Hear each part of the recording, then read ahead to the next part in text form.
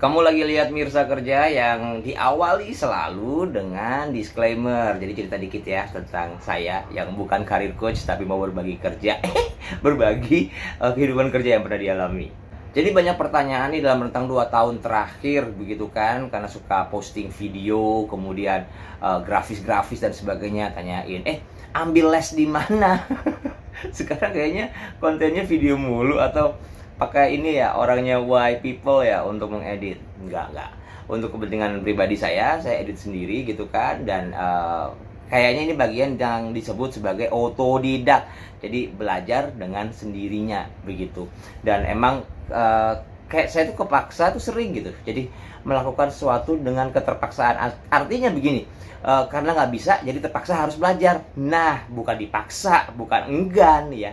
Jadi untuk masalah editing video dan sebagainya, creating konten dan sebagainya, yang mungkin hasilnya juga masih tahapan belajaran, itu semuanya dipelajarin sendiri karena memang kondisinya ya harus bisa, udah dunianya gitu. Dan kebetulan juga suka. So the moral is, kalau kita emang ada dalam keadaan terpaksa dan memang harus belajar sendiri, why not? Fase hidup manusia lumrah itu adalah main-main, kemudian sekolah, kemudian kuliah, kemudian kerja, punya duit, terus menikah, punya anak, dan sebagainya. Terus kalau ditanyakan, kapan nih mau kerja? Jawabannya apa? Setelah lulus kuliah? Setelah dapat gelar sarjana?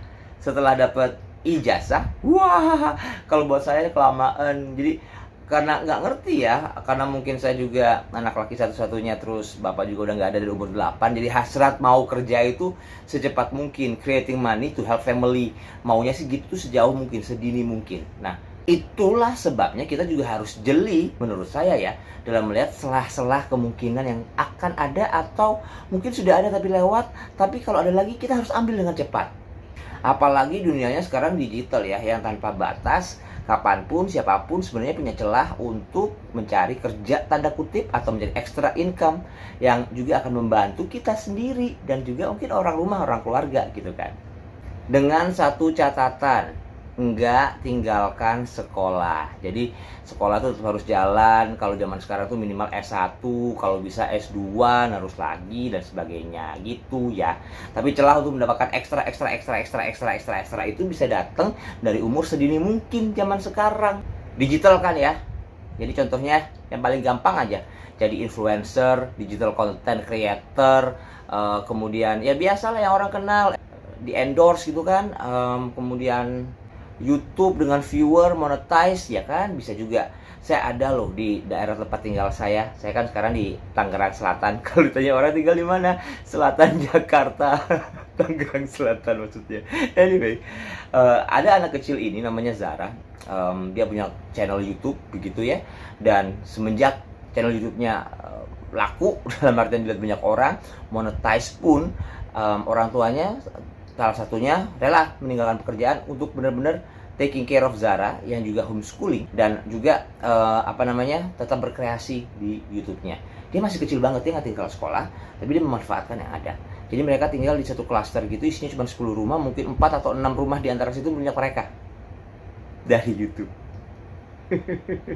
Kece kan? Terus yang lagi rame kan investasi online tuh, everybody bisa investasi, tapi jangan gara-gara fear of missing out ya, gara-gara FOMO doang, gara-gara ketakut ketinggalan tren terus akhirnya berinvestasi online. Tapi berinvestasi online pun udah bisa. Umur minimal mungkin 17 tahun secara ketentuan ya untuk hal ini gitu. Tapi banyak juga orang tua yang sudah menularkan kemampuan berinvestasi online kepada anaknya, pakai akun mereka, anaknya yang berinvestasi dengan pengawasan orang tua. Harapannya adalah ketika umurnya udah pas, mereka bisa menjalankan sendiri. Jadi mengajarkan bagaimana uang jajan bisa jadi sesuatu yang lebih.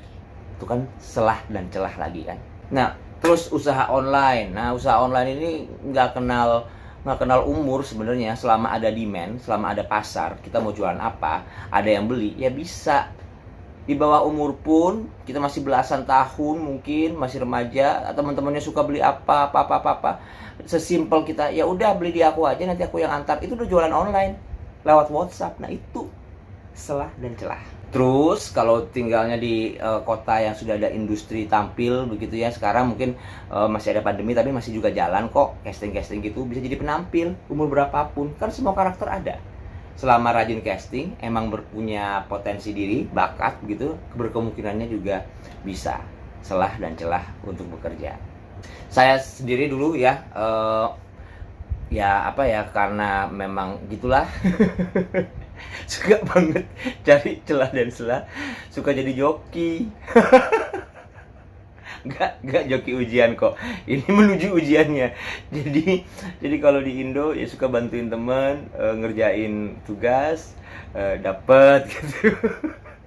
Kalau pas pertukaran pelajar kan temen-temen bandel males kerjain tugas, ya udah dibantuin dapet. Ada celah-celah dan celah yang bisa dilakuin. Nah, beda zaman, beda generasi ya. Kalau sekarang lebih enak, dunia digital, lebih legit gitu tanpa ada rasa bersalah.